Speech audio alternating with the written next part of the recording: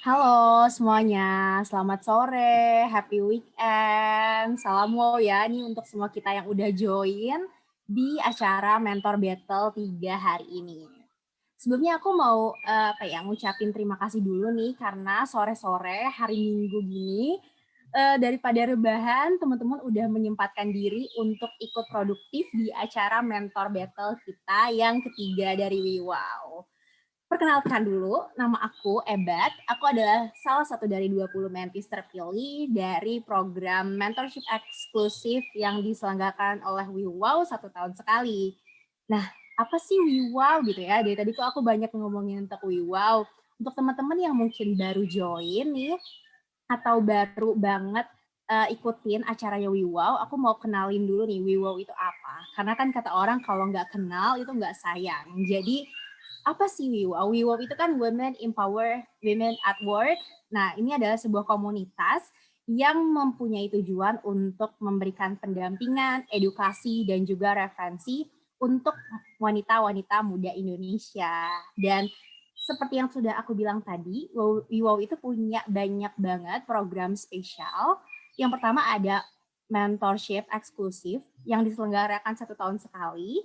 Dan nanti beberapa bulan ini nextnya Wiwo akan menyelenggarakan mentorship kedua. Jadi ditunggu aja ya untuk teman-teman yang mungkin belum sempat ikutan tahun lalu, tahun ini bisa ikutan. Dan selain mentorship yang diselenggarakan secara eksklusif dan juga intensif, Wiwo juga punya serangkaian acara-acara lainnya yang kemarin baru banget dilakuin. Itu ada masterclass dari Wiwo yang mengangkat topik untuk perempuan, competing boleh, empowering wajib.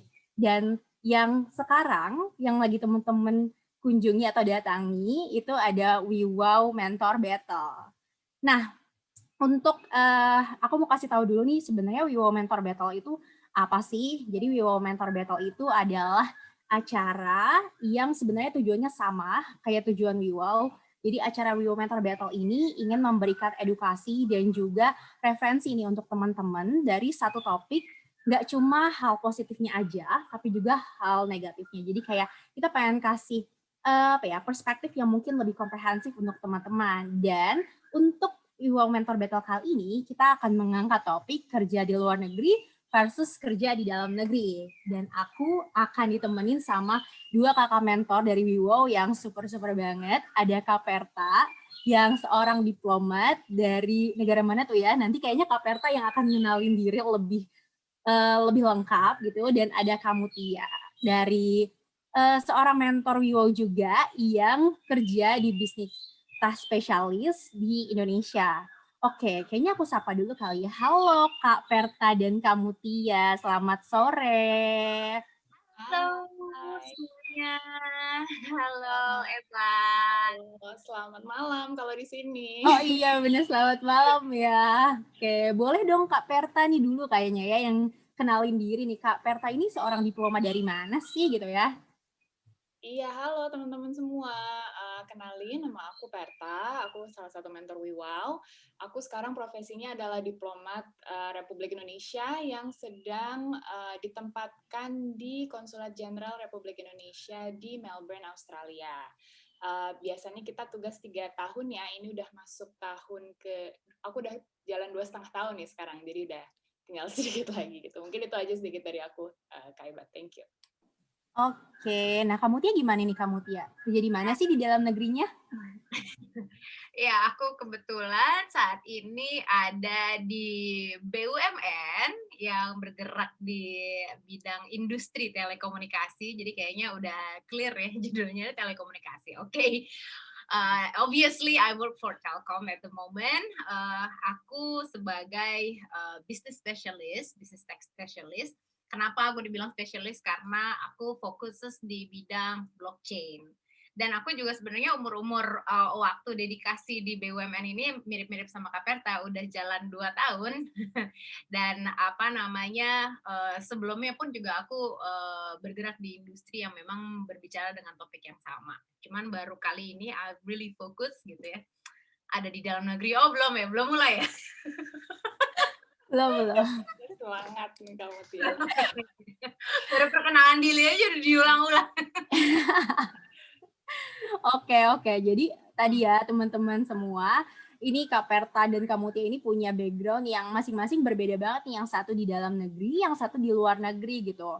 Mungkin aku penasaran kali ya, kayak mulai dari pertanyaan pertama nih. Kalau Kak Perta dulu kayak, Kak Perta kenapa sih memutuskan untuk kerja di luar negeri gitu? Kayak ngapain sih jauh-jauh gitu ya kerja di luar negeri? Kenapa nggak di Indo aja gitu kan? Cinta tanah air kan? Iya, jadi sebenarnya bekerja di luar negeri jatuhnya kalau untuk profesi aku bukan pilihan gitu ya, tetapi karena memang ditugaskan. Jadi sebagai seorang diplomat itu kita siklus pekerjaannya umumnya ada masa ketika kita berada di dalam negeri, ketika kita berada di Kementerian Luar Negeri gitu ya, lalu ada masa penugasan di kantor-kantor perwakilan Indonesia di luar negeri. Nah, background sejarah awal aku akhirnya sampai pada profesi sebagai diplomat ini, it goes all the way back to 2005 mungkin ketika masa SMA waktu itu aku pertama kali terekspos dengan budaya asing. Jadi aku waktu SMA aku akhirnya pernah terpilih untuk mengikuti program pertukaran pelajar AFS namanya selama 1 tahun ke Amerika Serikat. Jadi tugasku waktu itu stay 1 tahun, tinggal di keluarga bule gitu ya, hidup normal di sekolah bersama anak-anak di sana gitu. Jadi ada pertukaran informasi, ada pengenalan tentang budaya satu sama lain, belajar nilai-nilai satu sama lain gitu. Jadi my sort of mission waktu itu adalah untuk bisa berbagi mengenai Indonesia, memperkenalkan Indonesia supaya ada people to people mutual understanding dengan orang-orang setempat gitu, dengan orang-orang di Amerika. Dan supaya aku juga belajar tentang budaya mereka gitu. Jadi awal ketika pembekalan untuk persiapan keberangkatan tuh kita sudah ditanamkan bahwa pokoknya kita harus baik-baik di sana. Kita adalah representasi Indonesia, kita duta-duta kecil Indonesia gitu ya. And it fascinates me gitu. Ketika mereka tahu sedikit sekali tentang Indonesia gitu ya, bagaimana kita hidup dan betapa sedikit juga yang kita tahu tentang mereka gitu. Padahal banyak gitu ya film-film Amerika gitu kan. Ternyata ketika kita tinggal di sana enggak gitu juga gitu. Jadi sesederhana itu awalnya, bagaimana aku tiba-tiba terinspirasi menceburkan diri di dunia diplomasi gitu. Pengalaman pertukaran pelajar itu it kind of triggers me untuk continue wanting to be exposed, wanting to experience, to learn, to understand how other people live in other countries gitu. Sekaligus berbagi apa yang kita punya, apa yang Indonesia can offer gitu. Jadi in a nutshell sebenarnya seperti itu gitu. Jadi meskipun dengan menjadi diplomat ada masa ketika kita di Indonesianya gitu ya, kita tentunya sangat menanti-nantikan assignment ketika kita berada di luar negeri gitu. Karena tentunya itu yang jadi hal-hal yang paling aku nanti-nantikan gitu ya. Gitu. Mungkin itu sedikit kali ya, Ebat. Wow, menarik banget ya. Jadi ternyata bukan karena nggak cinta sama Indonesia nih ya, tapi karena justru punya misi untuk mengenalkan Indonesia gitu ya ke negara lain. Kamu tuh gimana nih Kak? Nggak pengen gitu ya Kak kerja di luar negeri, kayak Kak Perta kan jalan-jalan, dapat multicultural experience gitu. Kok diem di dalam negeri aja? Well, actually, I was working overseas loh. Itu jadi aku justru I made an option. I made a choice ya. I made a choice. Berbeda dengan Kak Perta yang Nobel banget ya gitu. Walaupun nanti aku punya pertanyaan sebenarnya nih buat Kak Perta. Yang ditugaskan tetap punya misi untuk membawa nama baik Indonesia. Sebelum aku akhirnya memutuskan, nah ini sebenarnya menarik banget. Kalau aku I completely choose to work di Indonesia. Apalagi aku langsung masuk ke BUMN, kurang Indonesia apalagi tuh. Jadi aku langsung masuk ke BUMN membawa topik yang sama. So it's not an escape ya. Aku punya experience sebelumnya. I work overseas as well. Dan di situ memang aku nggak spend like years and years and years lama gitu ya. Tapi aku punya experience aku untuk working overseas. Dan pada saat itu aku benar-benar extremely choose a startup company. Jadi benar-benar yang memang ritmenya, kemudian culture-nya, aku harus benar-benar cepat gitu mengadjust. Karena nggak ada orang, beda ya kalau kamu di-assign di sebuah perusahaan yang multinational company, dan kamu place di luar negeri. Terus mungkin kamu masih punya semacam orang HRD-nya yang ngurusin kamu untuk kamu nanti gini. Kalau kamu di startup company ya, it's totally completely you need to be independent, dan kamu harus bisa cope cepet banget dengan culture mereka, dan mereka nggak mikirin gitu kan whether you can keep up with our culture, whether you can keep up with the language gitu ya. Kita sangat ini banget gitu, sangat beruntung banget kalau kita bisa working overseas dengan bahasa yang kita udah kenal gitu. Apalagi pada saat itu colleague aku pun juga ada dari berbagai negara, especially orang Jepangnya ada gitu, sama orang Chinese pun juga ada. Dan kita orang Indianya juga ada. Dan mereka kan punya skill set berbahasa yang beda-beda ya, walaupun kita agree untuk menggunakan bahasa Inggris gitu. Cuman kadang-kadang kalau udah ngomong gitu pakai bahasa Inggris yang bercampur dengan logatnya mereka, kita kayak apa nih gitu. Udah gitu. Jadi buat aku menarik banget gitu loh, dengan pengalaman-pengalaman aku ada di sana gitu, bekerja dengan sana. But there was a time ada orang yang dari BUMN itu menawarkan, "Mut, gimana kalau kamu mendedikasikan skill kamu dan semuanya itu untuk negara?" Wow, itu kayak pertanyaannya, wah, masa aku mau bilang enggak gitu kan? No, I decided to stay here gitu loh, working overseas, enggak gitu. Tapi keputusanku bukan karena tawaran dari BUMN itu ya. Keputusanku karena I want to build a delicate relationship gitu untuk my own business, dan di situ aku tidak bisa menemukan opportunities kalau aku tetap ada di sana. Jadi aku untuk membangun bisnis aku, startup aku sendiri, I need a partner. Dan untuk membangun partner relationship dengan partnerku itu, aku harus benar-benar really close dan memahami sekali problem yang terjadi di negaraku. So I need to be in my country, I need to see what's going on, I need to cope with the society as well, untuk aku bisa membangun sebuah business model yang really delicate dan sangat bisa di-adopt gitu ya terhadap marketnya. So I just decided to come back and then work untuk our nation. Tapi anyway, aku punya pertanyaan sebenarnya for my opponent. Yeah. Janjinya kita pengen santai, janjinya mau santai tapi kayak ini. Tapi anyway, beneran aku penasaran ya. What if nih buat Kak Perta, what if gitu ya, kamu dihadapkan pada situasi bahwa this is not becoming a diplomat gitu, tapi work opportunities aja overseas gitu. Say ini coming from a private company dengan salary yang iming-imingnya oke gitu, terus di place nih di luar negeri. Kak Perta tetap akan memilih itu atau enggak gitu loh, jiwa diplomatik gue lebih kuat dan I just want to work for my country. Penasaran aku, gimana tuh? Kalau misalnya, thank you kamu Tia pertanyaannya. Tapi aku rasa dengan semua, nggak tahu ya, aku udah mengalami nih, udah jalan beberapa tahun gitu ya, bolak-balik di beberapa negara gitu. With all the leeways, all the hassle, pros and cons, I think I would still try to work overseas. Meskipun mungkin nggak akan untuk selama-lamanya gitu ya, bukan terus akhirnya membangun berpuluh-puluh tahun, beranak pinak di sini apa, mungkin enggak gitu. But I would still choose to work overseas, karena menurut aku kamu Tia, bekerja untuk berkontribusi untuk negara gitu, itu kan yang aku bilang tadi ya, bibit-bibit itu kan ada gitu ya di aku gitu. Itu sebenarnya setelah aku tinggal di sini, aku melihat bahwa you don't necessarily have to work in Indonesia untuk bisa berkontribusi gitu.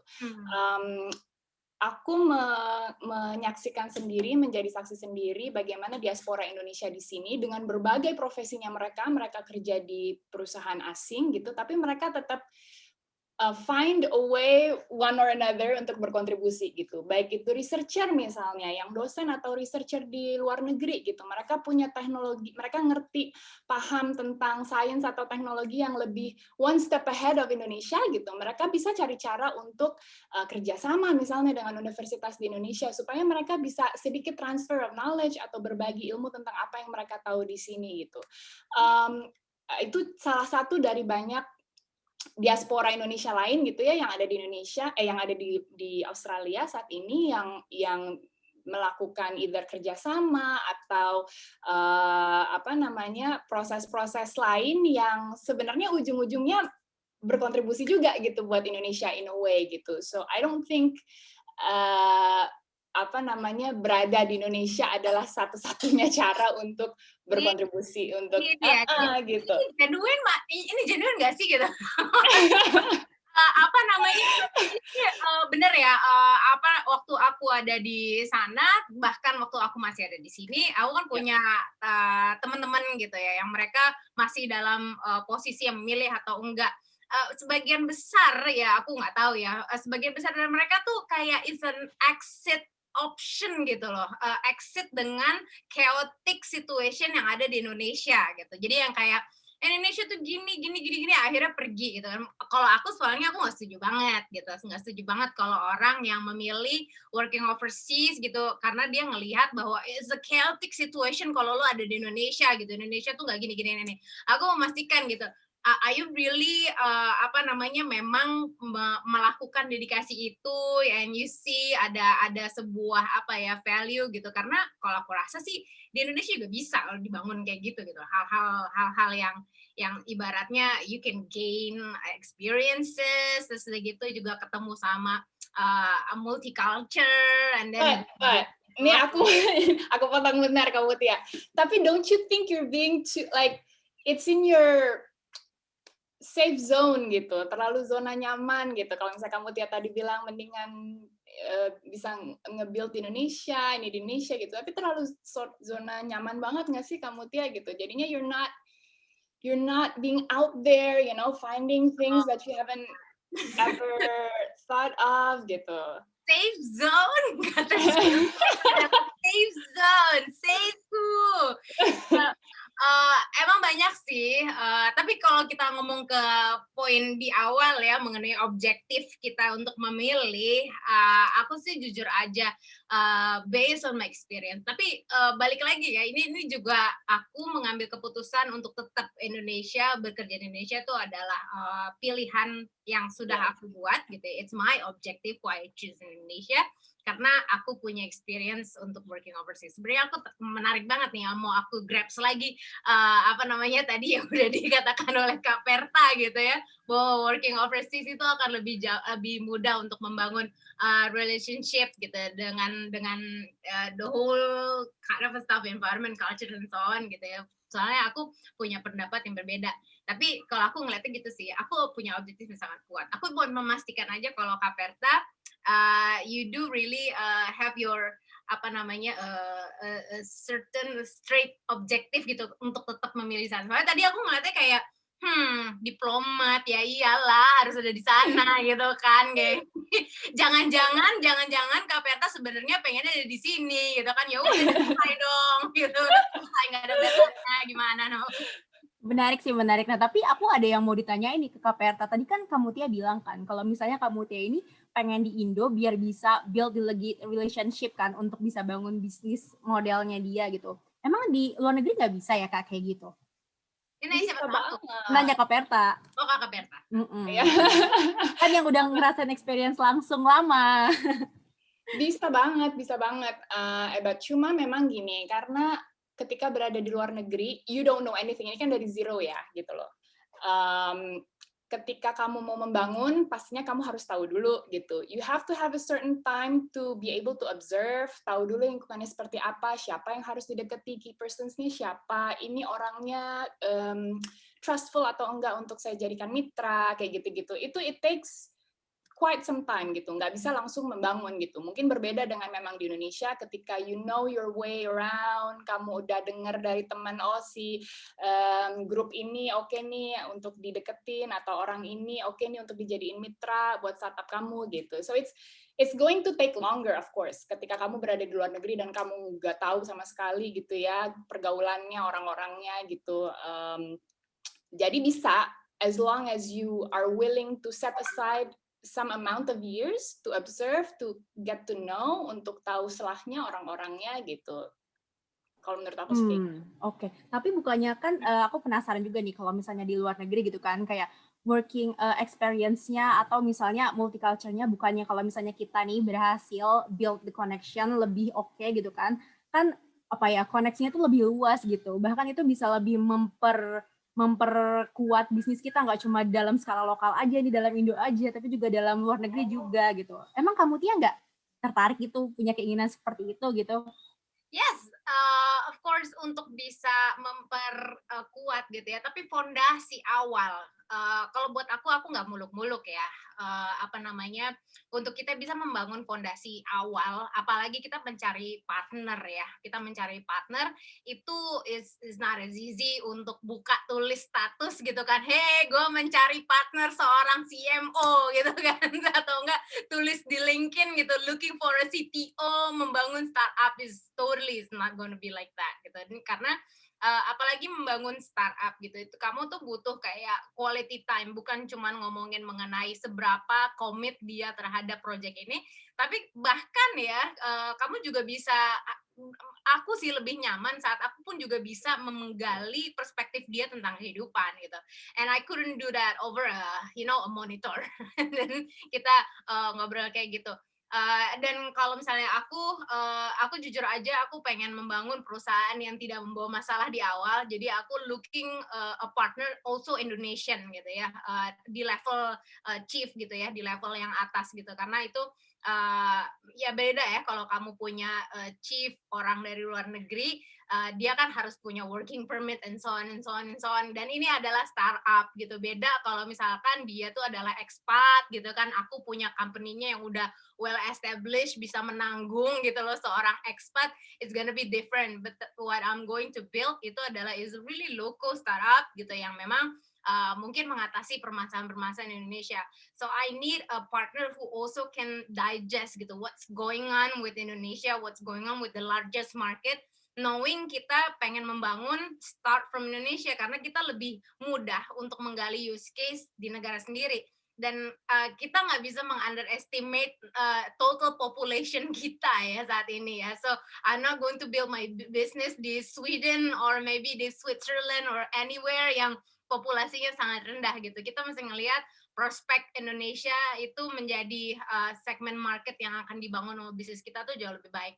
Tapi balik lagi sih sebenarnya, kalau kita ngomongin network partner, maybe udah di masalah funding, ya mungkin kita bisa expanding ke luar negeri gitu. Tapi kalau kita mau basic membangun perusahaan gitu, kita will looking for a partner, partner need to apa ya, yaitu hubungan yang sangat genuine, hubungan yang delicate, yang kita bisa tahu apakah dia cocok atau enggak working collaborate dengan kita gitu. Even sesimpel ini karena aku idenya jauh, kita ngomong bicara di luar dari kondisi pandemik ya. Apa namanya, aku akan jauh lebih nyaman berdiskusi dengan dia, looking whether we can match work as a partner over a dinner, a coffee, or anything else gitu ya, santai itu gitu, atau kita visiting each other, keluarganya dia atau keluarga aku, bahkan aku membangun hubungan yang sepersonal itu gitu, karena startup yang pengen aku bangun, company yang pengen aku bangun, bukan apa namanya cuman last for 1 year or 2 years gitu loh. Itu harus menjadi satu perusahaan yang long last gitu ya.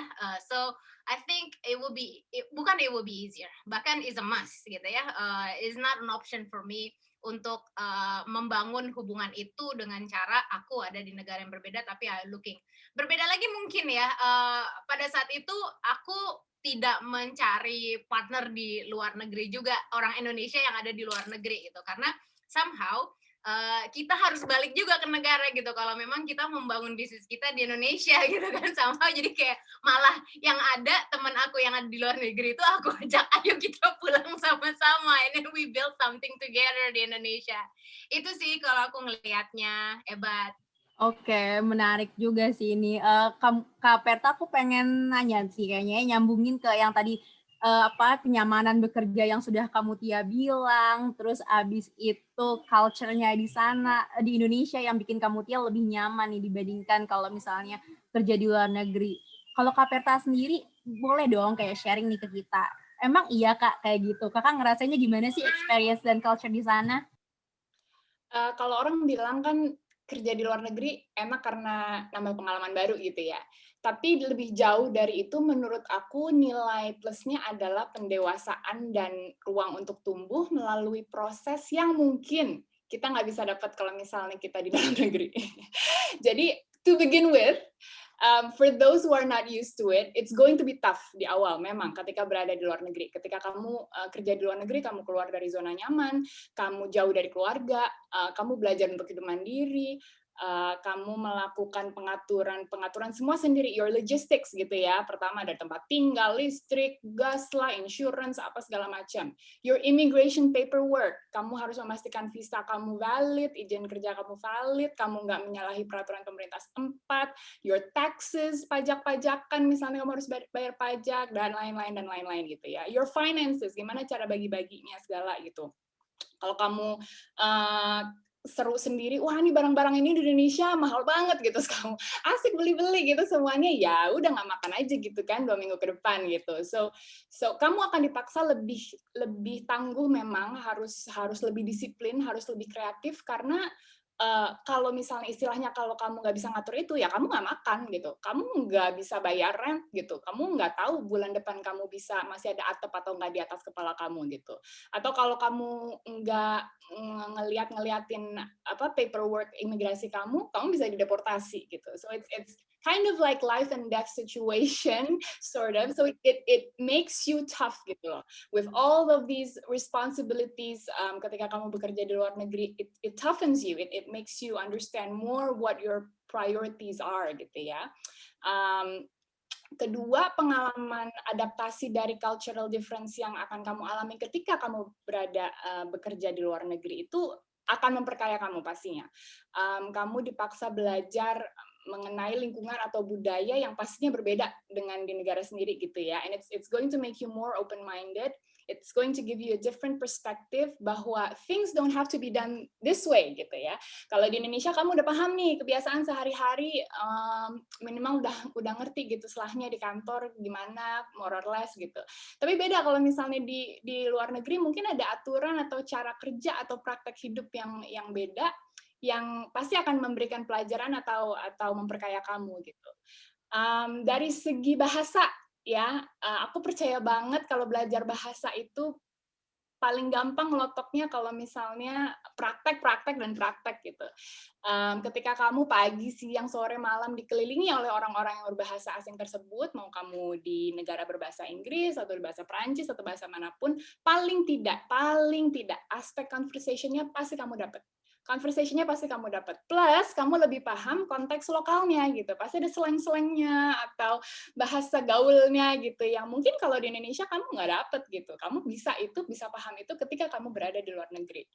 Nah, kalau masalah tadi Ebet bilang kenyamanan kerja gitu ya, kenyamanan mungkin relatif ya, tapi kalau misalnya di banyak negara-negara maju, and I'm making a huge generalization here ya, aku sangat membuat ini umum. Kalau di negara-negara maju, umumnya setidaknya ada kepastian atau certainty waktu kerja kamu, yang membuat orang lebih bisa manage life-work balance-nya. Jadi, it's quite clear bahwa memang misalnya kerja 9 to 5, gitu ya. Overtime nanti mungkin ada lagi lembur, atau memang hanya boleh kalau sukarela gitu. Kalau di Indonesia mungkin not necessarily kayak gitu ya. Buat aku yang kerja di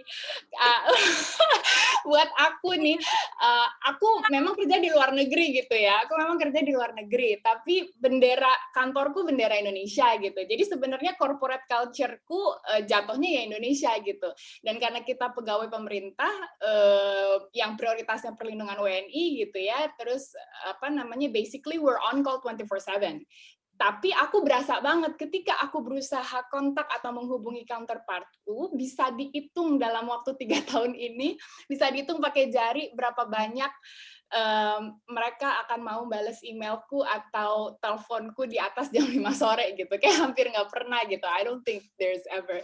Jadi mungkin certainties kayak gitu ya, masalah culture kerja di luar negeri yang mungkin di negara-negara maju umumnya ya, yang kamu lebih dapat kepastian gitu, sehingga orang lebih lebih enak nih ngaturnya, kapan kerja, kapan main, kapan mau yang lain-lain gitu. It's more balanced, it's a healthier environment, it's less hassle gitu. Orang berpikirnya seperti itu gitu. But that 9 to 5, it's like it's work time gitu. Nggak ada kayak terus sambil YouTube-an nonton apa atau apa tuh enggak gitu. So it's quite fair gitu. Gimana kamu Tia udah gatel nih kayaknya nih. Tapi aku setuju banget sih sama yang Kak Perta bilang. Yaudah, aku ya saatnya ya, nggak perlu dipersilakan lagi. Nggak usah. Gimana kamu Tia? First of all, says who? Ini kita lagi bicara Indonesia tahun berapa? Jadi kita tuh bukan lagi ngomongin Indonesia di tahun 60-an gitu ya, di tahun 70-an yang tidak ada internet, saudara-saudara. Kita living in a modern life at the moment. Jadi apalagi ya, kalau aku kan bener-bener nih pure nation ya, balik langsung masuk ke BUMN. Jadi challenge-nya tuh gede banget gitu. Kalau memang kita adalah anak muda yang bicara mau mengubah atau membuat negara kita lebih baik, apa experience yang kita punya gitu ya, living in nowadays, bicara mengenai global, itu tuh harus kita bawa juga gitu ke company kita gitu, ke entity yang kita experience yang itu udah kita lakukan. Jadi kalau kita bicara mengenai challenge, apakah enak ya kayaknya ada di negara sendiri? Kalau kamu nggak mau membawa perubahan, of course it's gonna be easy gitu. Kalau kamu pengen, ya udah deh, gue pengen jadi PNS aja yang gue datangnya jam 8, and then YouTuber yang bla bla bla. No, kita nggak lagi ngomongin itu. Kita lagi ngomongin anak muda Indonesia yang membawa perubahan buat negara. Jadinya jangan membayangkan ada di Indonesia itu bisa senyaman itu. Enggak gitu. Apalagi challenge terbesar adalah untuk membukakan mata dari, ya merdeka. Membukakan mata dari mereka semua yang generasinya berbeda dengan kita ya, untuk melihat bahwa enggak loh, kita melihat permasalahan tuh bukan cuma Indonesia aja, tapi ada luar negeri juga nih gitu yang harus kita perbaiki.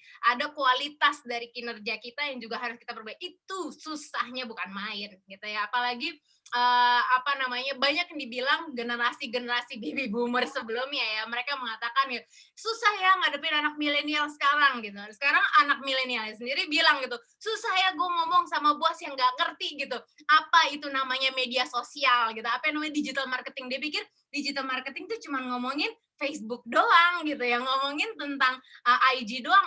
Nggak kayak gitu gitu. Jadi sebenarnya kalau kita pengen membawa perubahan gitu ya, itu tuh memang kayak melawan arus, jadi nggak gampang. Jadi kalau memang kita lagi ngomongin anak muda yang kayak gimana nih, kita lagi ngomongin kenyamanan yang seperti apa, I'm totally disagree with that gitu. Jadi kalau buat aku itu yang harus kita lihat. Kita harus memandang Indonesia dari kacamata hari ini gitu, dengan semua connectivity kita terhadap negara lain ya. Dan yang menantang sebenarnya ini aku mau mengangkat sedikit dari adik-adik gitu ya, teman-teman yang ada di sini yang juga mungkin mengalaminya. Kita mungkin di generasi kita lebih punya teman di mana-mana. Kita biasa berdiskusi dengan foreigner gitu ya, santai aja. Tapi generasi yang di atas kita nih, para baby boomers yang sekarang posisinya sebagai director, mereka mungkin tak terbiasa dengan itu. Jadi mereka berpikir, oh jangan ngomong gitu, oh harusnya ngomong gini, oh kamu nggak sopan. Padahal kalau kita berada di fokus itu terus, di zona itu terus gitu ya, yang bicara mengenai budaya, tata krama, yang bla bla bla, kita nggak expanding gitu loh bisnis model kita nggak jadi ini. Jadi kalau buat aku tuh justru challenging banget gitu, challenging gimana ya untuk kita bisa tetap sopan, kita tetap bisa going global, tapi kita tetap berbicara sebagai rakyat Indonesia. Kita tetap ada di titik bahwa I'm Indonesian and I want to accelerate anything yang berkaitan dengan teknologi or information and bla bla bla ke negara. Jadi kalau aku ngelihatnya itu sih gitu loh. So you have to be here. And ada lagi nih tambahannya. Oh, ada lagi. Kita bicara panjang ya. kita bicara culture. Karena apa namanya, kalau kita ngomongin working overseas ke negara-negara maju, oh ya, you are very lucky man. Tapi gimana kalau kita working overseas ke negara-negara yang masih mindset mengenai gendernya itu masih apa ya, sangat kuat gitu. Say misalkan ya, this is based on my experience. Contohnya apa namanya di negara Jepang ada beberapa culture saat apa namanya working after office hour, mereka tuh seneng banget loh, mereka tuh masih membahas mengenai pekerjaan, para bos-bos itu dan para pekerja-pekerja laki-laki itu mereka decided untuk yaudah deh kita grabs a beer, kita bersantai karaoke bersama gitu, dan mereka agak tidak nyaman saat ada perempuan di situ gitu loh, padahal kita tuh teman kerja gitu, dan mereka cenderung untuk mengajak teman apa namanya colleague laki-lakinya untuk mereka hangout, dan eventually mereka masih tetap ngomongin pekerjaan. So there's always a missing thing gitu yang kita nggak bisa tahu gitu loh sebenarnya lagi ngomongin apa sih gitu, karena kita nggak bareng sama mereka nih minum-minum bir, karena kan emang culture, selain saya juga nggak melakukan itu gitu ya, I feel a little bit uncomfortable gitu dengan para ini gitu ya. Ini aku ngomongin bukan cuman apa namanya mengangkat masalah negara itu aja ya, tapi it happens gitu. Jadi mungkin ada pengalaman lain terjadi di negara lain gitu dengan culture yang kurang lebih sama ya, karena gender issue itu di beberapa negara masih ada, terlebih lagi ngomongin mengenai profesi gitu dan karir. Cuman aku juga nggak bisa. Kenapa? Ya, tapi aku pengen, I'm gonna take you up on that. Karena maksudnya ngomongin masalah gender nih ya, itu kan maksudnya tadi kamu juga ngomong sendiri, ini kan di berbagai negara beda-beda gitu ya prakteknya gitu. Dan kamu tadi maksudnya, you talk a lot about, having challenge gitu, maksudnya embrace the challenge, and don't you think kalau misalnya perempuan yang di Jepang gitu misalnya seperti kamu Tia gitu ya, it's a challenge for them as well. Maksudnya it's part of the dynamics of working environment yang memang harus dihadapi gitu, atau memang harus dicari jalan keluarnya gitu. But it doesn't mean that working in Japan is necessarily bad for women gitu. True.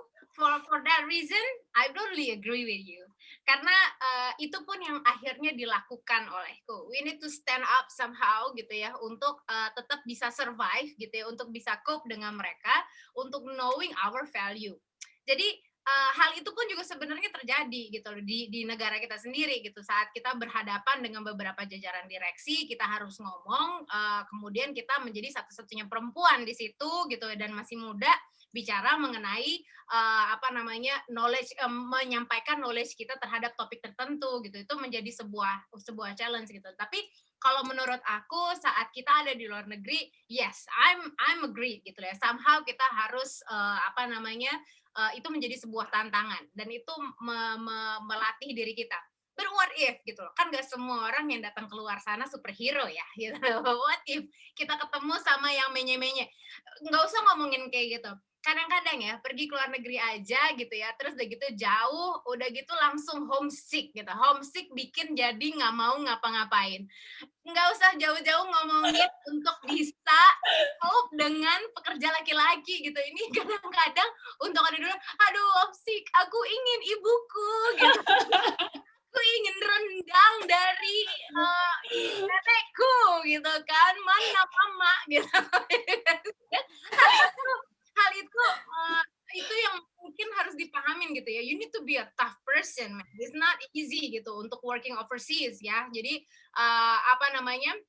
Well, ya bukannya aku gimana-gimana sama Kaperta. So you are a tough cookie, so I can say gitu ya, untuk bisa tetap ada di sana gitu. Jadi harus digarisbawahi banget gitu untuk working overseas. It's not easy as a comparing dengan numbers and bla bla bla, tapi ada mentality juga gitu yang harus disiapkan gitu. Tapi beda konteks gitu kalau aku ngeliatnya. Oke. Wow. Ini udah benar-benar luar biasa ya, ini dari Kak Perta dan Kak Mutia semangat banget nih untuk ngejelasin, ayo ke sini ke luar negeri aja, ayo ke sini ke dalam negeri aja gitu. Tapi one thing nih, yang namanya kerja kan kita harus ngeliat juga kan Kak, career development-nya gimana, benefit apa sih yang bisa kita dapetin ya gitu kan. Gak bisa semata-mata hanya membawa semangat nasionalisme atau gimana nyamannya gitu. Aku penasaran nih, kayak mungkin dari Kak Perta dulu kali ya, gimana sih Kak soal career development-nya, akselerasi karirnya, kalau misalnya kita kerja di luar negeri, benefit apa sih yang bisa kita dapetin, yang nggak kita dapetin di Indonesia nih? Mungkin selain dari amount of salary udah pasti kan ya?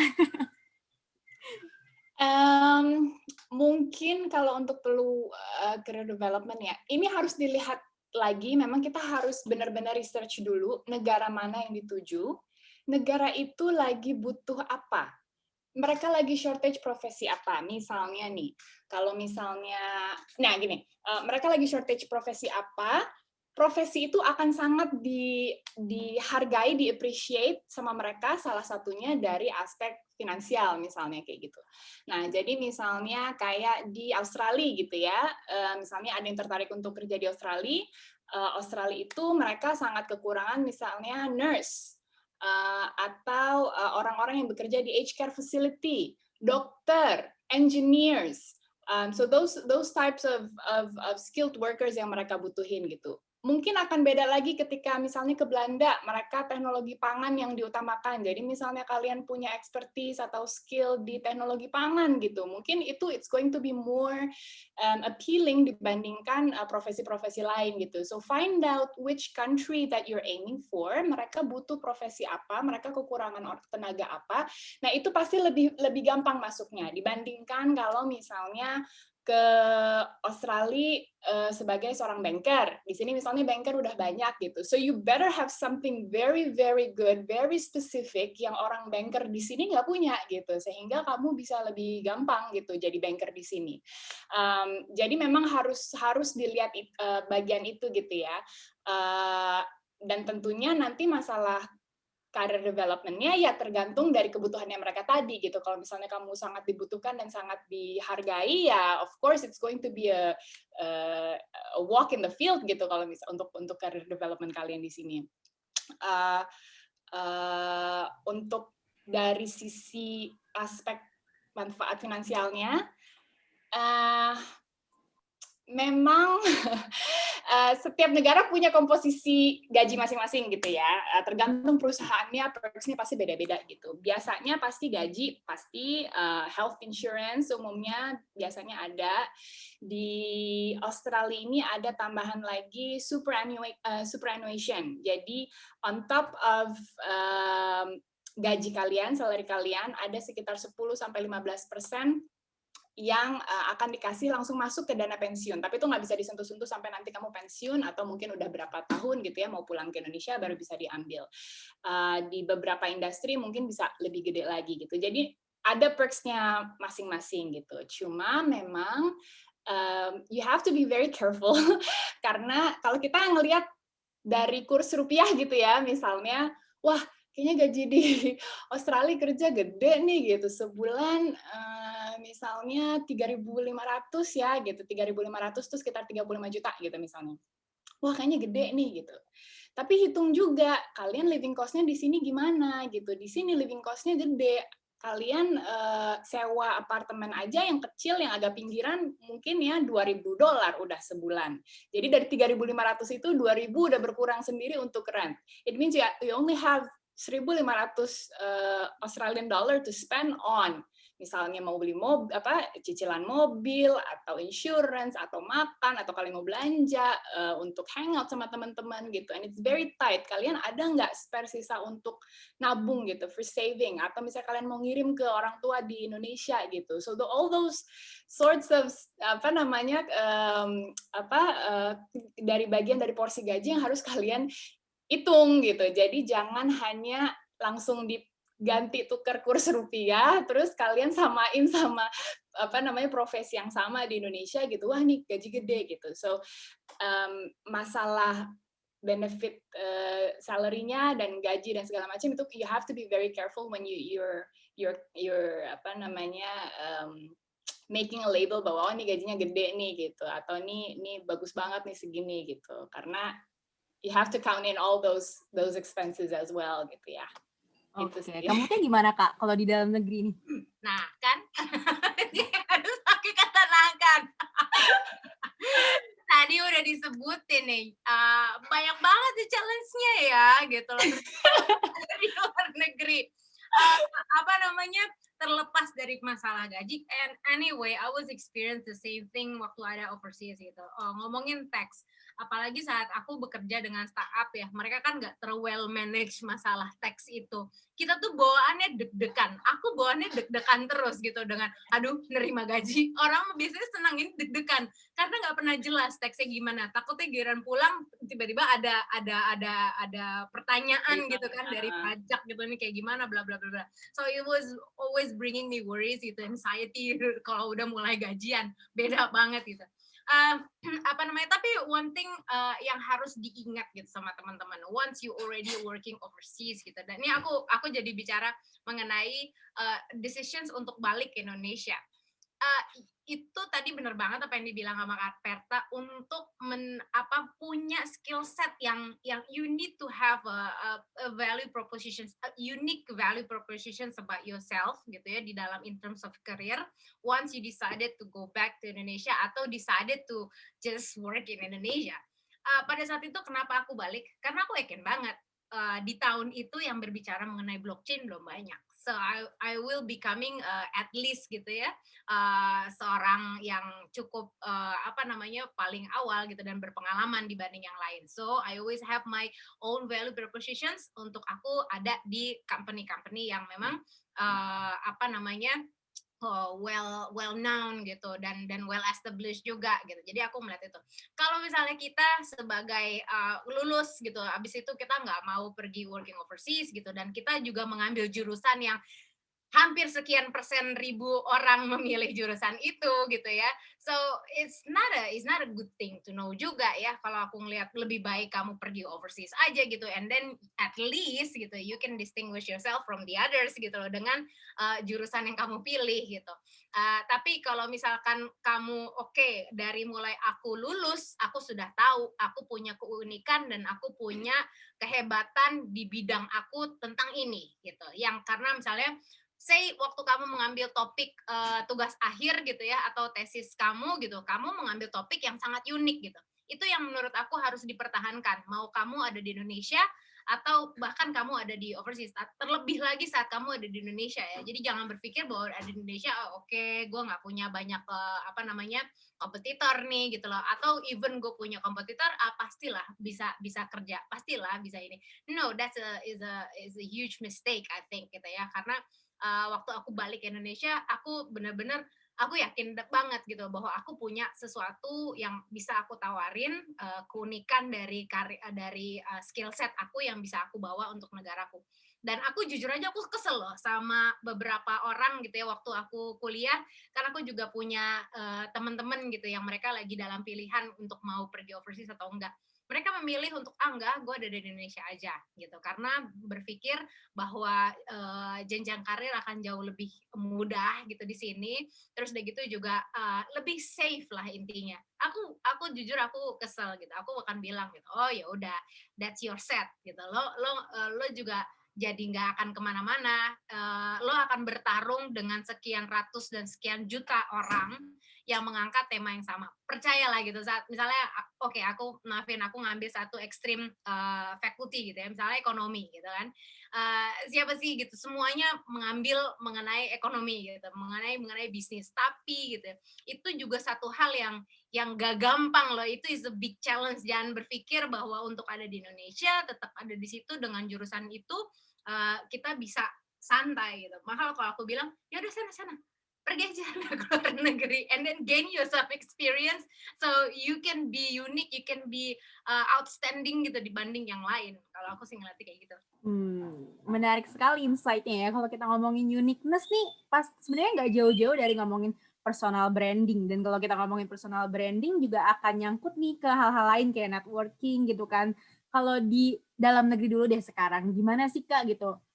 Ketika kita udah mencoba nih mencari personal branding kita tuh yang seperti apa sih? Terus dengan personal branding ini kita mulai nih untuk mencari networking kita. Sebenarnya lebih mudah di mana sih gitu? Kalau yang Kakak hadapi itu boleh dong di-share sama teman-teman semua.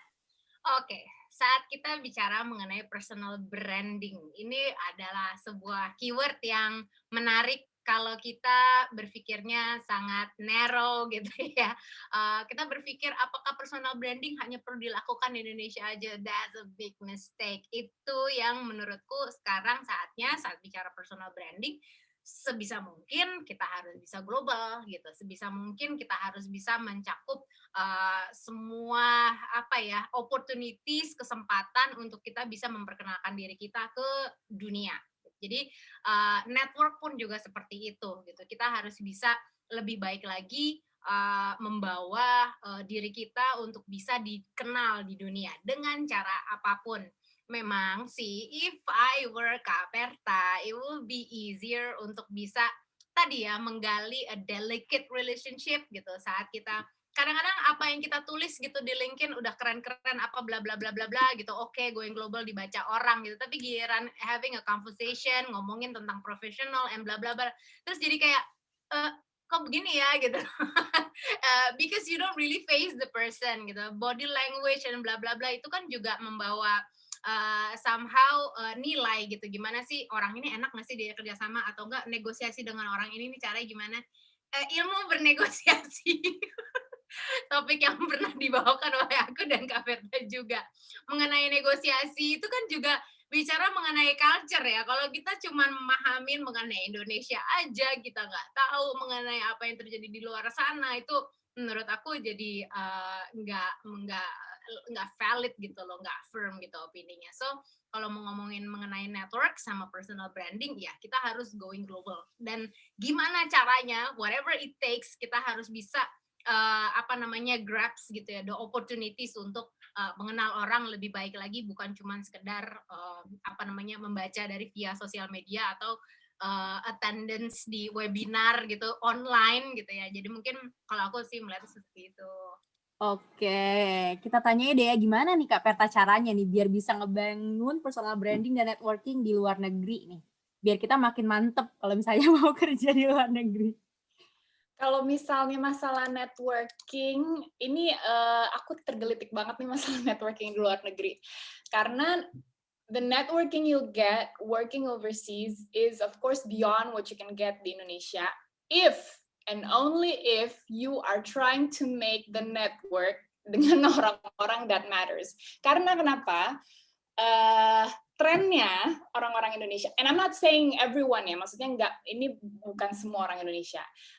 Ada kecenderungan orang Indonesia ketika mereka bekerja di luar negeri, mereka mainannya akan dengan sesama orang Indonesia. And I completely understand. I mean, of course, you're far from your family. You have to have kind of a support system. Karena tadi katanya kamu tiap kangen ibu, kangen tahu tempe. Ya, oke lah nih, nggak apa-apa sesama Jawa, gue terima gitu. Kita ngobrol-ngobrol mungkin bisa mengobati sedikit kekangenan gitu ya.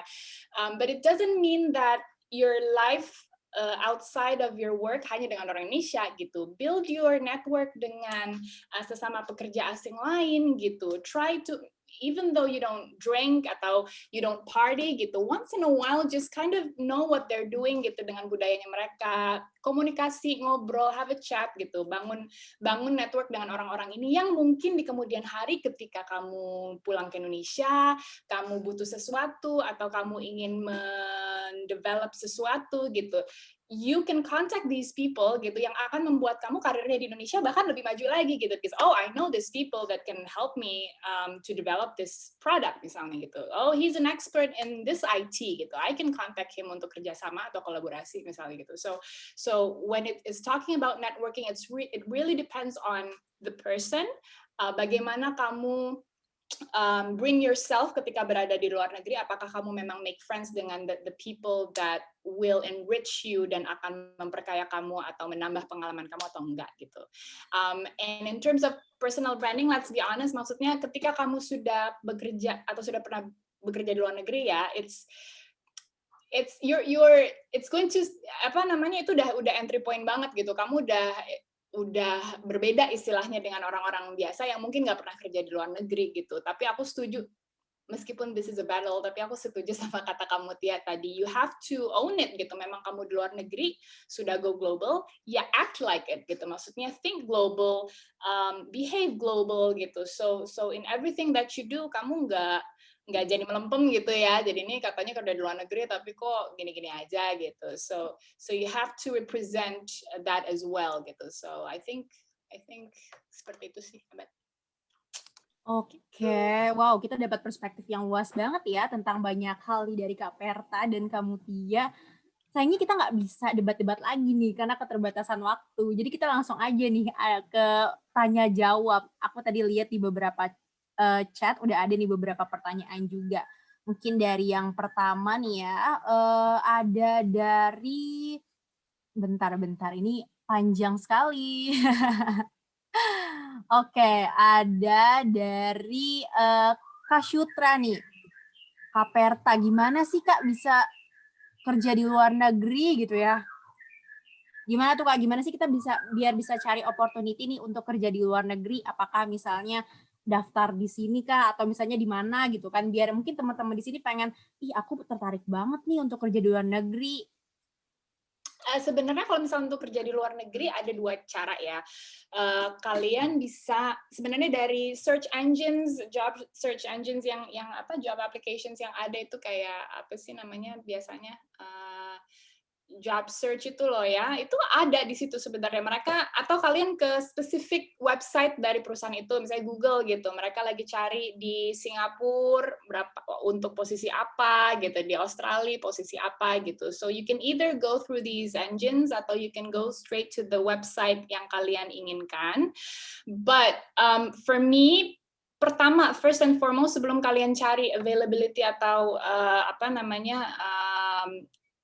pekerjaan yang memang sedang lowong gitu ya, kalian research dulu tentang negaranya.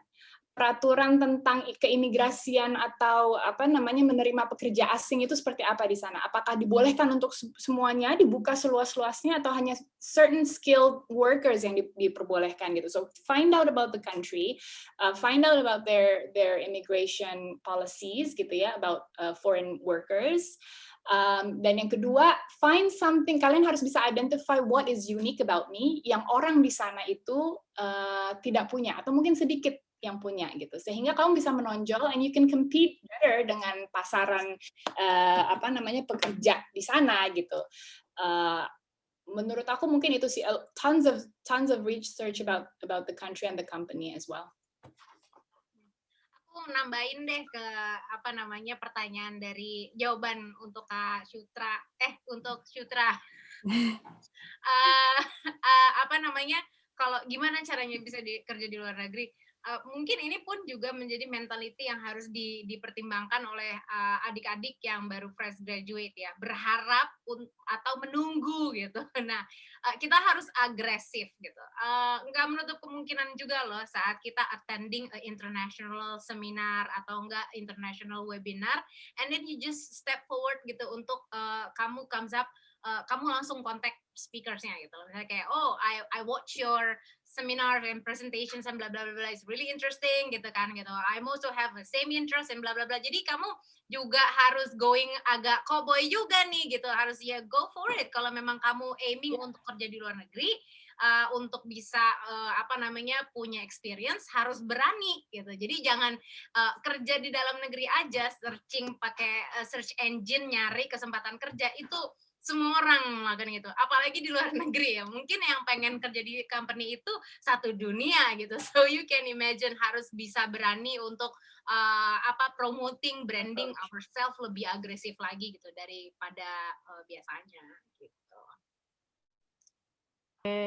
Nah kayak gitu ya. Jadi untuk teman-teman yang mau kerja di luar negeri, ini itu harus aktif nyari-nyarinya, nggak cuma ngelakuin hal-hal yang biasa aja kayak dari search engine atau dari misalnya mungkin social media dari LinkedIn, tapi juga kayak misalnya yang tadi Kak Mutia bilang, kalau misalnya attend international webinar itu kayak bisa coba untuk kontak speakernya kayak gitu-gitu sampai impressionnya, dan trying to have a positive impression dari speakernya itu kayak gitu. Nah kita lanjut nih ke pertanyaan berikutnya, ada dari Kirana. Nah, Kak, aku mau nanya dong, Kak, gimana sih pandangan kakak-kakak perihal berbagai stereotip kerja di dalam atau luar negeri, misalnya dalam hal politik kerjaan, work-life balance, dan including gaji gitu.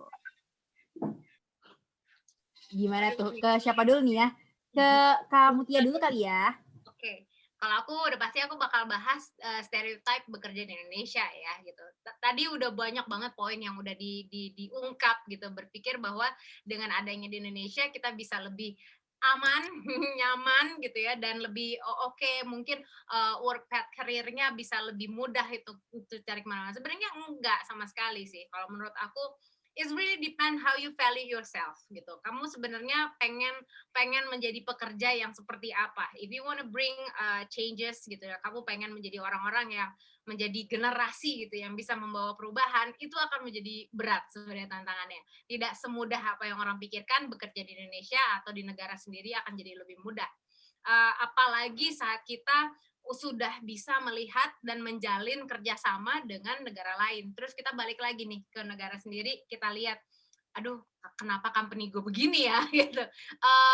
Kita harus punya mentality yang seperti itu sih, bahwa oke, aku bisa membuat perubahan. Jadi kalau aku banyak banget teman-teman aku yang nanya, Mood, kenapa you decide untuk dari kamu udah kerja di luar negeri, working dengan startup yang bisa bla bla bla bla bla, tiba-tiba kamu pindah ke BUMN gitu, dan sampai bahkan kamu udah lebih dari berapa tahun nih gitu nih di sana gitu, banyak banget pertanyaan. Dan aku bilang gitu loh, hey, but I can talk to whoever I want di sana loh gitu. Aku bisa ngomong to the highest position or even to the lowest. Itu kan sebuah benefit, itu sebuah buat aku sebuah prestasi ya, menunjukkan dengan skill set dan uniqueness yang kita punya terhadap bidang yang kita ambil, kita ternyata bisa nih membawa perspektif baru, membawa sebuah perubahan. Tapi balik lagi, tantangannya adalah kita harus punya value dari diri kita sendiri nih yang membedakan gitu ya dengan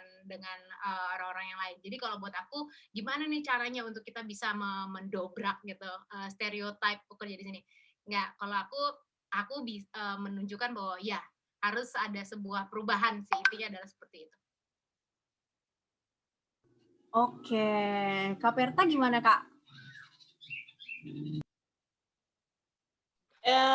Kalau aku tadi beberapa mungkin udah terrefleksikan ya pas lagi ngobrol-ngobrol gitu ya, masalah gaji. Memang aku bilang tadi masalah kalau misalnya kerja di luar negeri, stereotipnya gajinya gede gitu.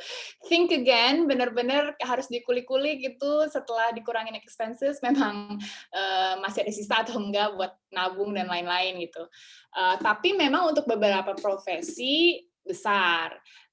Makanya aku bilang you have to know what expertise that you can offer ketika bekerja di luar negeri itu. Tadi ada satu lagi tentang apa sih? Work-life balance yang lebih sehat gitu ya. Itu tadi aku juga bilang itu that's the general thinking ketika memang bekerja di luar negeri. Tadi 9 to 5-nya tuh jelas gitu ya. Sehingga kamu lebih bisa enak nih membagi waktu mana kerja, mana santai-santai, mana main, dan lain-lain gitu. Kalau masalah politik kantor, I think it's similar ternyata. Kalau kita ngelihatnya mungkin di luar negeri lebih profesional gitu, orangnya nggak sikut-sikutan, nggak gitu ya. Ternyata enggak juga gitu. Jadi ini mungkin memang nggak langsung kelihatan gitu dari luar, tapi once ketika aku bergaul sama orang-orang lokal gitu yang bekerja di perusahaan-perusahaan biasa gitu di sini, ternyata ada juga gitu sikut-sikutannya antara employee cowok sama cewek, nggak mau yang cewek yang naik gitu, itu ada tetap gitu. Maksudnya orang yang dipikir jadi favorit sama bosnya gitu. Maksudnya ada lah dinamika seperti itu gitu, sama seperti di Indonesia gitu. Mungkin gosip-gosipannya aja di belakang bahasanya beda ya. Tapi other than that, maksudnya dinamikanya tetap sama ya. I think it really depends on how you face the situation gitu. Ketika kamu bekerja di luar negeri, kita kan relatif sebagai minoritas ya gitu. Pasti ketika kita bekerja di luar negeri, kita jadinya jatuhnya minoritas. So you have to fit yourself well, harus bisa menempatkan diri nih gini, karena be careful how you bring yourself lah, bagaimana membawa diri gitu sebagai orang luar, istilahnya sebagai orang luar yang tetap kamu pengen delve into the culture, tapi jangan sampai jadi merusak masa kamu di sana lah gitu, so you can't have fun dan jadi amburadul semuanya gitu, so you have to keep yourself in a healthy working environment sebisa mungkin lah, kayak gitu kalau Oke, dari aku. oke. Oke, nah sekarang kita langsung ke pertanyaan terakhir kali ya, karena ternyata sudah lewat dari jam 5 gitu kan, nggak kerasa banget nih. Oke, ini ada dari Audrey nih Kak. Dari Audrey mau bertanya dong, bagaimana sih pandangan Kak Perta yang kerja di luar negeri dan Kak Mutia yang kerja di dalam negeri soal fakta mayoritas founder atau CEO dari startup beken masa kini itu adalah lulusan dari luar negeri atau punya pengalaman kerja di luar negeri. Kalau aku, sorry, ini boleh Boleh dong, boleh langsung aja. taking the mic. Kalau aku, meskipun aku pro bekerja untuk ini ya, sekarang kan aku lagi istilahnya pro untuk yang kerja di luar negeri ya. Tapi aku percaya sebenarnya it's not because of the label karena mereka sudah kerja di luar negeri atau karena mereka sudah pernah belajar di luar negeri. It's not that. Bukan karena keluar negeriannya itu terus mereka jadi jadi CEO atau jadi orang-orang yang hebat atau apa segala macam. But it's really about the mindset, about bagaimana orang yang kalau misalnya mau belajar di luar negeri atau orang yang mau kerja di luar negeri, kata kamu Tia tadi kan harus cowboy gitu ya, orangnya memang mentality tough, memang siap gitu, memang competing gitu ya, memang siap tempur gitu. So that mentality ketika mereka ke Indonesia dan mereka bangun startup, that's what they bring with them gitu. Jadi that's more about who they are, bahwa ternyata yang memang orang-orang yang bekerja di luar negeri yang siap yang tahan banting gitu, yang seperti itu gitu. Jadi it's not necessarily menurut aku bukan karena keluar negeriannya itu gitu. Jadi be very careful, bukan berarti anak negeri yang tidak pernah keluar negeri artinya nggak bisa jadi CEO atau nggak bisa bikin startup. No, it's not that. But you have to have the mentality seperti mereka yang sudah di luar negeri sana gitu. Bahwa memang harus siap digebukin, bangun lagi, siap diiniin, bangun lagi gitu. And that's what I think is makes the difference gitu ya. Dan bisa bikin kalian juga bisa kok gitu jadi CEO dan orang-orang yang punya startup gitu. Kalau menurut aku sih itu gitu. Oke, lanjut nih ke Mutia, gimana nih pandangan kakak kan? Kalau aku ya, I'm totally agree. Dan ini aku mau cerita sedikit based on my experience gitu. Kenyataannya startup yang sudah sangat besar itu sebagian besar ya, itu memang mereka punya experience sekolah di luar negeri. Tapi balik lagi, ini aku pengalaman pribadi ya. Aku bekerja saat ini di Telkom itu tidak dengan melamar, tapi aku diminta. Dan aku tidak punya pengalaman sekolah di luar negeri. Aku hanya pernah mengambil akademik aja ya, hanya kursus aja di luar negeri aku pernah, tapi aku tidak pernah sekolah. Tapi balik lagi, itu karena skill set. Sebelumnya juga aku dengan percaya dirinya, aku akhirnya keluar dari sebuah small agency gitu ya. Dan itu sebagian besar orang-orangnya itu adalah foreigner semua. Terus udah gitu aku berpindah dengan perusahaan yang berbeda, tapi masih sama dengan mereka. Jadi sama-sama kliennya, dan aku di situ menjadi leader untuk project itu. Dan mereka semuanya kaget gitu kan, hah, Mutia yang nge-lead project ini gitu. Tapi balik lagi, aku tidak punya pengalaman kerja yang selama atau membandingkan dengan foreigner ini yang totally mereka adalah orang luar. Tapi balik lagi, mentality itu sangat berpengaruh gitu ya. Bahkan aku selalu gini, intinya kita tidak boleh memandang gitu ya, kita melihat sebuah hierarki, oh dia dari luar negeri gitu, itu kayak enggak. Kita harus bisa menghargain semua experience gitu ya. Bahkan di dalam negeri sendiri, saat kita ada di kantor, kalau kita bekerja di sebuah perusahaan, kita tidak boleh mengunderestimate orang yang mungkin dia itu sekolahnya di madrasah atau di mana, tapi dia adalah seorang orang back end gitu ya, orang coding yang bisa membuat sebuah karya yang luar biasa. Kadang-kadang nih ternyata happen gitu ya. Yang satu suruh bikin program ini dengan bahasa English ini, yang satunya seperti ini, satu lulusan dari luar, ternyata cuman anak SMK aja mereka juga bisa ngerjain hal yang sama. that's frankly happen gitu ya, yang terjadi di perusahaan aku saat ini. Jadi balik lagi, aku nggak setuju sih dengan label-label itu.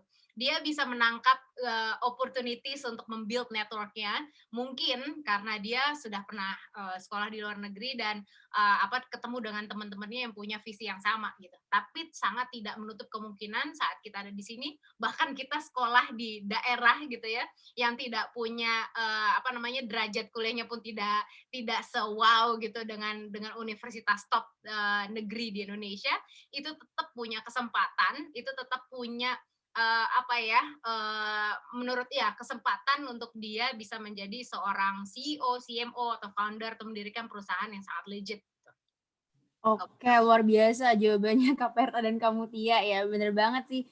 Jadi itu dia, udah banyak banget insight-nya yang kita dapetin dari Kak Perta, Kak Mutia, kita udah ada di penghujung acara nih teman-teman. Akhirnya ya, wow. Gak kerasa banget. Jadi kalau misalnya ditanyain nih, kerja luar negeri atau kerja dalam negeri, well, jawabannya itu balik lagi ke teman-teman semua gitu. Sebenarnya apa sih hal yang teman-teman cari gitu?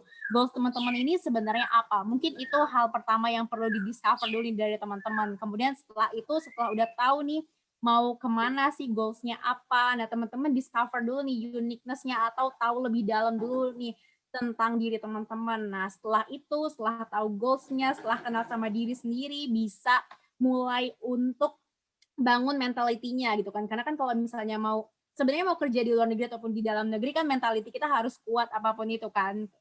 Dan kita kayak, ya ketika kita udah punya mentality yang kuat, mau kerja di dalam negeri, mau kerja di luar negeri, itu pasti akan kayak oke gitu. Oh, aku udah siap nih mau dimanapun medan perangnya aku siap kayak gitu. Dan yang terakhir, bangun network dimanapun itu, kayak mau di luar negeri, mau di dalam negeri, bangun network. Apalagi kalau misalnya udah di luar negeri, jangan kumpulnya sama orang-orang yang di dalam negeri aja nih, gitu kan.